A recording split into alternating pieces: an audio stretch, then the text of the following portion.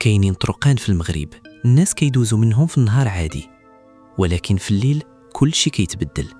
وكاين بعض الحوادث اللي البوليس ما عمرو لقى ليها تفسير، وكاين ناس خرجوا يهضروا على نفس الحاجة. بنت واقفة وسط الضباب كتبان محتاجة المساعدة، ولكن أي واحد وقف ليها عمر حياته ما ولات كيف كانت. وقصتنا اليوم وقعت لشاب مغربي رجع في الليل بوحده، وما كانش عارف أن داك القرار البسيط ديال يوقف للطريق غادي يبدل حياته كاملة. كان واحد الطريق جبلي بين إفران وآزرو معروف بالضباب الكثيف ديالو في الليل.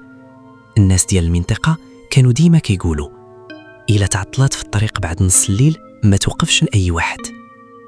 أغلب الناس كانوا كيضحكوا على هاد الهضرة، حتى وقع داكشي مع حمزة.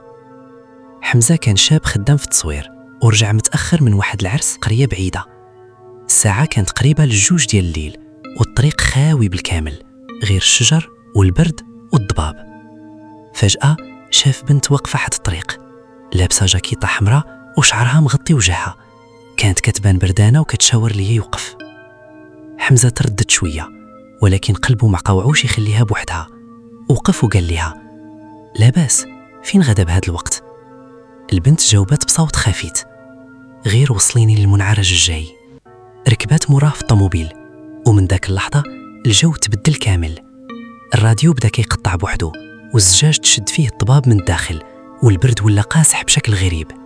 حمزة حاول يفتح مع البنت الهضرة، ولكن كانت ساكتة. بعد دقائق شاف في المرآة ديال الطوموبيل أن وجهها ما كانش باين عادي، كانت عينيها غامقين بزاف وكتبتسم بطريقة مرعبة. خاف ولكن بقى ساكت. وفاش وصل للمنعرج قال لها ها احنا وصلنا، ولكن ما جا حتى جواب. دار له راه ما لقى حتى حد. الباب ديال الطوموبيل كان باقي مسدود وحتى شي واحد ما خرج. حمزة بدا كيتنفس بصعوبة وخلى الطوموبيل وهرب شوية بعيد، ومن الصدمة طاح التليفون ديالو في الأرض.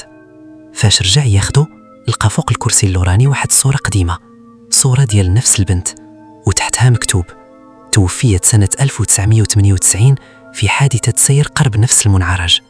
من ذاك النهار حمزة ما عمرو ساق في الليل بوحده.